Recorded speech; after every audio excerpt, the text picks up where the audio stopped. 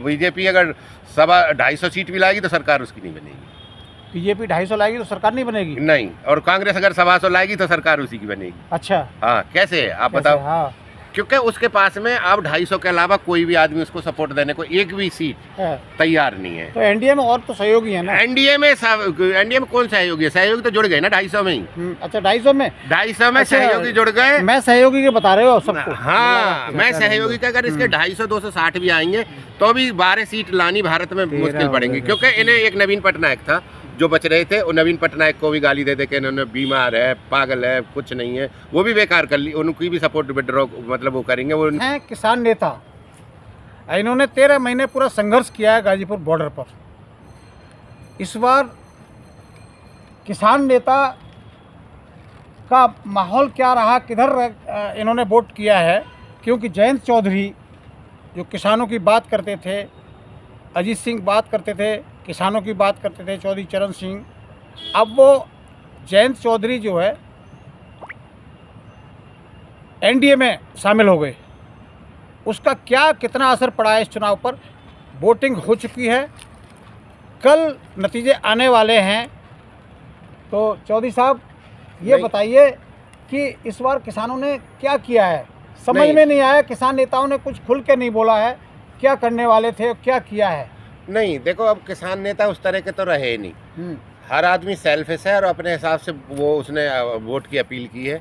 अगर किसान नेता देखो निस्वार्थ अगर वो करते, पंजाब का रहा है, हरियाणा का रहा है, और आप राजस्थान का कहीं तक देखोगे तो राजस्थान का भी रहा है, लेकिन ये इस हद तक नहीं रहे हैं। हमारे जो नेता थे ना, जो पार्टी में जो वो रहते हैं, किसान यूनियन है, वो देखो वो तो राजनीतिक है, वो राजनीति करती नहीं है, उसका तो कोई बात ही नहीं है, उसको तो कहना ही नहीं है। उन्होंने जो अपील करी, उन्होंने सीधा कहा एमएसपी की राजनीति तो करते हैं। राजनीति देखो 2022 में नहीं की राजनीति, ऐसी कोई राजनीति नहीं है, केवल वो किसान के हित में एमएसपी की गारंटी थी। नहीं, देखो एमएसपी की गारंटी का कानून बनाने के लिए बोला था, स्वामीनाथन आयोग की रिपोर्ट लगाने को बोला था। वो 3-4 ही मसले थे जिसपे वो था ट्रैक्टर का और बिजली का जो अमेंडमेंट बिल ला रहे थे उसको कैंसिल करने के लिए बोला था, और 10 साल का जो ट्रैक्टर का वो था एक्सपायरी डेट जो इन्होंने कर दी थी, तो वो 2-4-6 ही पॉइंट थे। और वो किसान यूनियन कभी देखो राजनीतिक है, वो राजनीति नहीं करती है, लेकिन जब सामने वाली सरकार कील ठोकेगी रास्ते में और अपना लाठीचार्ज कराएगी पुलिस से और आमने सामने बाप बेटे को आमने सामने कराएगी, तो वो फिर खुंदक में तो कुछ ना कुछ तो बोलेंगे ही। सजा देने का बोला, लेकिन हमारे जो नेता है ना, जो राजनीतिक जो पार्टी है हमारी, 3-4 जो पार्टी है जो जाटों को बिलोंग करती हैं बेसिकली और किसानों को भी करती हैं, उनका है क्या कि वो अपने स्वार्थ में ना वो कुछ का कुछ कर जाती हैं। उसने 10 साल तक जयंत ने गाली दी और अपने स्वार्थ में फिर उसने 2 सीट के चक्कर में अपना फिर उसको भाजपा से ही पैक्ट कर लिया। तो ये देखो, ये किसान के हित में ना उनके हित में खुद के में। अब उनको 2 सीट में ज़्यादा फायदा दिखा कि अखिलेश दे रहे थे उनको 7 सीट। हाँ, लेकिन देखो आदमी का अपना कैलकुलेशन है, अपनी कैलकुलेशन है। आदमी कोई आज की डेट में मानता तो है नहीं, हर आदमी अपने स्वार्थ में है और आपने उससे ही चलता, विवेक से चलता है उसको। अब किसी आदमी को देखो उससे मतलब नहीं है कि तेरे पीछे जो जनता है तो किसानों के नेता वो। हाँ, है किसानों के नेता, लेकिन किसानों के तो नेता मैं वही जानना चाह रहा हूँ, शॉर्ट में आ जाओ, सीधे लाइन पर। उस टाइप का अब नेता नहीं है अब हर आदमी। चौधरी चरण सिंह नहीं है, नहीं समझ रहे ये इनका कब पलटी मार जाए। चौधरी चरण सिंह ने कभी भी कोई कंप्रोमाइज नहीं किया, ना इंदिरा जी से किया, न जब भी उन्होंने जब अपनी राजनीति जो की थी उसमें किसी से वो कंप्रोमाइज करते ही नहीं थे। लीडर खुद ही रहते थे स्वयं, विपक्ष के लीडर, लेकिन इनको विपक्ष में रहना पसंद ही नहीं है। इन्हें तो हर वक्त सत्ता चाहिए। इतना अंतर है इनमें, जयंत में और चौधरी चरण सिंह में। तो क्या वो कभी सत्ता को लालच में नहीं रहते थे, वो सत्ता को ठोकर मार देते थे। तो क्या इस बार जयंत जी उसके गले लपटते हैं सत्ता के। जाटों ने साथ दिया जयंत का? नहीं, देखो 50-50 है। जाट तो देखो कंफ्यूज तो ये करते ही हैं और वोट बैंक उसको तो बिगाड़ते ही हैं। अगर ये होते, मतलब जाट कंफ्यूज हो जाता है। कंफ्यूज तो देखो ऐसा है ना, किसान अभी पुराने जो लीडर हैं, ये पुराने हमारे बड़े बुजुर्ग हैं, या पुरानी जो वो है कुछ जो जुड़े हुए हैं, वो डिस्टर्ब हो जाते हैं और डिस्टर्ब होने के बाद में आधा आधा वोट में गड़वा देते हैं। जाटों का अपमान हो जाता है और भूल जाता है जाट। नहीं भूल जाता है और क्या, ये कहीं तो फेंका था जो निकाल के फेंका था। इस जयंत ने खूब रिक्वेस्ट की थी, मेरी वो भावना जुड़ी हुई है, हमारी यादें जुड़ी हुई हैं, इससे हमें अकबर रोड से नहीं निकालो, वो जो कोठी थी थाने के बराबर वाली, लेकिन उन्होंने निकाल के फेंक पा दिया मोदी जी ने। हाथरस में भी तो हुआ था, हाथरस में लाठीचार्ज हुआ था, लेकिन इनको वो नहीं है, मैंने बोल दिया ना, आदमी स्वार्थ से और कर रहा है, और स्वार्थ ज्यादा दिन का नहीं होता है, स्वार्थ में हर आदमी समझ जाता है। अब आगे देखो, इनको जो हमारा पश्चिमी उत्तर प्रदेश में जो वो बेल्ट है ना, आगरा, मथुरा, हाथरस, अलीगढ़, बुलंदशहर से लेके उधर को अब आदमी बिल्कुल इग्नोर करने लग गया है। आगे अब यही सोचता है कि देखो इस तरह का आदमी नहीं चाहिए, वो आदमी वो चाहिए छाती से छाती बढ़ा के। अरे हमें तो हमारी पीढ़ी दर पीढ़ी, हमारी 7 पीढ़ी सत्ता के खिलाफ आई है लड़ती हुई, हमें सत्ता के खिलाफ लड़ना है। मुगलों से हम लड़े, अंग्रेजों से हम लड़े, राजा महाराजाओं से हम लड़े। अरे ऐसे हम कंप्रोमाइज करके बैठ गए तो ऐसे तो हमें कोई बूझेगा ही नहीं भाई। हमारी कौम का अस्तित्व खत्म हो जाएगा और कौम की जो धाक है या कोई वैल्यू है जो भारत में, वो सब खत्म हो जाएगी इनकी तरह अगर चित्तपट मारते रहे तो। चवन्नी हूँ, जब बदलूंगा नहीं, क्या कह रहे थे वो चवन्नी? हमने कहलवाया था, वो उन्होंने ही तो बोला था खुद ही अपने विवेक से कि मैं चवन्नी नहीं हूँ जो बार बार पलटू, और वो पलट गए। हाँ, चवन्नी पलटी क्या नहीं पलटी? चवन्नी ही है, वाकई में ही चवन्नी है। नहीं तो 1 रुपया बोलते, मैं रुपया नहीं हूँ, ये चवन्नी ही है। रुपया तो चौधरी चरण सिंह थे कभी, नहीं समझ रहे। और उन्होंने यही बोला था कि जिस दिन किसान और जिस दिन मजदूर, इस देश का कोई कमेरा वर्ग, जब उस पे इसका जो सिंबल था तो दीपक था, तो मुझे खुद पता है, मेरे दादाजी बताते थे कि जट्टारी अलीगढ़ में आए हुए थे, तो उन्होंने ये ऐसे सिंबल बनाया था कि जिस दिन इस पर चले जाओगे, दीपक यूँ लगा के, दीपक बना के, क्योंकि जिस दिन इस दीपक पर बात ही ऐसे बनाई थी उन्होंने, बना के ये सिंबल बना के दिखाया था। ये जनसंघ था तब।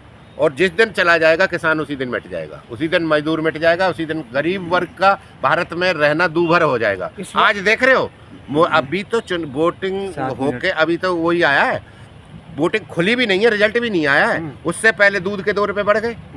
जो हमारे देश में किसान का तो बढ़ेगा नहीं, लेकिन व्यापारी का 2 रुपये उसने बढ़ा दिए, कह रहा है ट्रांसपोर्ट में और उसमें दिक्कत आ रही है डिस्ट्रीब्यूशन में।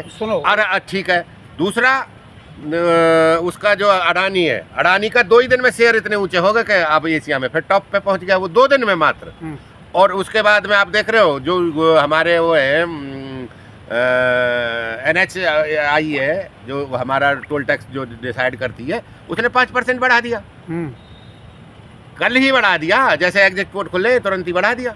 अब बताओ ना, ये ऐसे धीरे धीरे बढ़ के 1 साल के अंदर आप देखना कि देश कहाँ पहुँचता है, डीजल पर कितना होता है, पेट्रोल कितना होता है।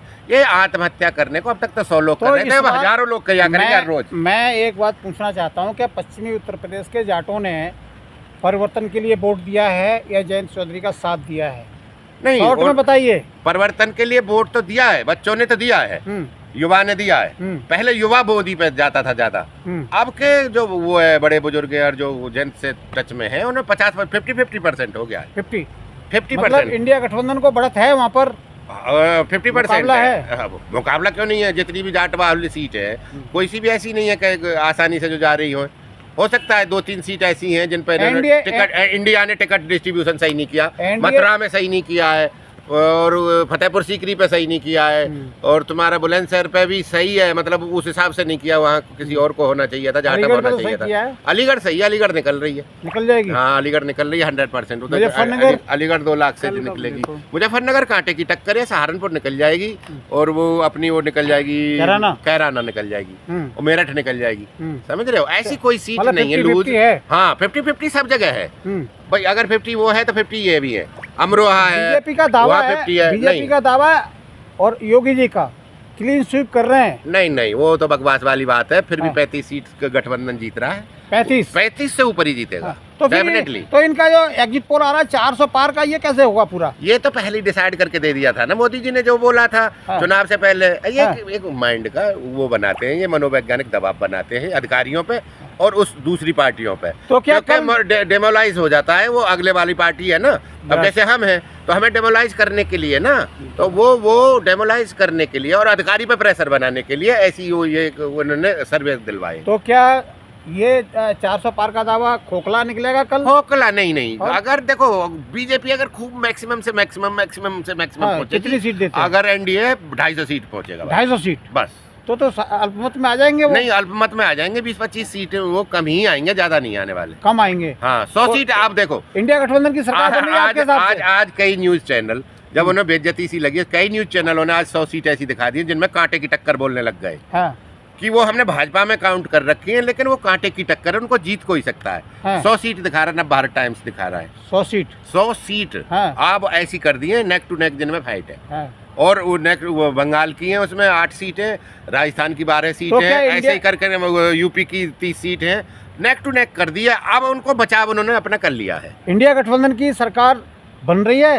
देखो सरकार तो बननी चाहिए। सरकार 300 के लगभग, 300 में एक प्लस माइनस 5 सीट ऊपर नीचे करके 300 के लगभग इंडिया गठबंधन की, मेरे हिसाब से तो जो मेरा आकलन है उस हिसाब से आनी चाहिए। वो तो खड़गे जी का आप बयान बोल रहे हैं। नहीं, खड़गे जी का तो 295 बता रहे हैं। 295 भाई एक क्वांटिटी है, अब उसको तो हम चेंज कर नहीं सकते। हाँ। नंबरिंग है, वो तो नंबर तो मेरा भी वही रहेगा, खड़गे जी पे कोई अलग डिक्शनरी तो है नहीं। हाँ। भाई मैथ तो वही है। अब मैं भी 300 के लगभग बता रहा हूँ, प्लस माइनस 5 में 305 भी बता रहा हूँ, 295 भी बता रहा हूँ। मतलब एक आइडिया ऐसा है कि मतलब ये पूर्ण बहुमत ले लेंगे। तो क्या ये 272 का जो वो आंकड़ा है ना बहुमत का, हाँ। उसको पार कर जाएंगे। 10-5 सीट ऊपर नीचे, अब ऊपर ही आएंगे, ये नीचे तो आने वाले है नहीं। तो नीचे भाजपा जरूर आएगी। और कांग्रेस का ये बेनिफिट है, कांग्रेस अगर 125 सीट भी लाएगी ना, तो भी सरकार उसी की बनेगी और उनको देंगे ही नहीं।